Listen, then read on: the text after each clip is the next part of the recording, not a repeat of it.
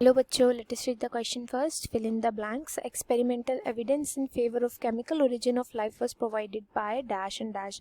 तो ऐसे कौन से साइंटिस्ट थे जिन्होंने एक्सपेरिमेंटल एविडेंस दिया, मतलब एक्सपेरिमेंट्स के थ्रू ये बताया कि केमिकल ओरिजिन ऑफ लाइफ की जो थियोरी थी वो करेक्ट थियोरी थी, ये हमें बताना है. बहुत इंपॉर्टेंट क्वेश्चन है यहाँ पर, जो कि कॉन्सेप्ट हम यूज करेंगे केमिकल ओरिजिन ऑफ लाइफ. देखो, केमिकल ओरिजिन ऑफ लाइफ में क्या बोला गया है, ये थियोरी दी थी बाय ओपेरिन एंड हेल्डेन ने. सबसे पहले ओपेरिन एंड हेल्डेन, ये साइंटिस्ट का नाम है, आपको इन्हें याद रखना है, बहुत इंपॉर्टेंट है. बिकॉज इन्हीं की वजह से सबसे ज़्यादा जो आजकल की एक्सेप्टेबल थियोरी है ये बाहर आई थी कि जो आज हमारे सामने इतनी डाइवर्सिटी ऑफ लाइफ प्रेजेंट है, ये डाइवर्सिटी ऑफ लाइफ स्टार्ट हुई थी इनऑर्गेनिक कंपाउंड से. इनऑर्गेनिक कंपाउंड से. ये इनऑर्गेनिक कंपाउंड्स के अंदर केमिकल रिएक्शन हुआ. केमिकल रिएक्शन क्यों हुआ? बिकॉज ऑफ द कंडीशन जो उस टाइम अर्थ पे प्रेजेंट थी. बहुत एक्सट्रीम कंडीशन प्रेजेंट थी, हीट बहुत ज़्यादा थी, बारिश बहुत ज़्यादा होती थी, यहाँ पे गैसेस जो थी वो डिफरेंट टाइप की थी, आज वाली गैसेस प्रेजेंट नहीं थी.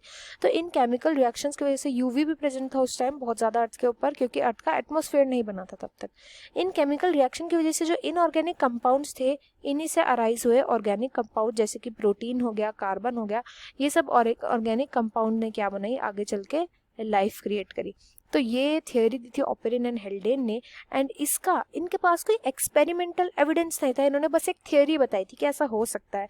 बट जो एक्सपेरिमेंट करे थे ना, वो करे थे मिलर एंड उरे ने. मिलर एंड उरे, ये साइंटिस्ट के नाम थे. इन्होंने क्या किया, अर्ली अर्थ की जो कंडीशंस मैंने अभी आपको बताई, वो कंडीशंस इन्होंने सिमुलेट करी यहाँ पर लैब के अंदर. इस सिमुलेशन के अंदर इन्होंने क्या किया, यहाँ पर जो गैसेस अर्ली अर्थ में प्रेजेंट थी वो थी mainly methane and ammonia. Methane and ammonia यानी CH4NH3, ये गैसेस यहाँ पे प्रेजेंट थी. अब क्योंकि हीट बहुत ज़्यादा प्रेजेंट थी, तो हीट को इन्होंने ऐसे जो वाटर वेपर थे वो बनते जा रहे थे, तो ऐसे इन्होंने हीट प्रोवाइड करवाई.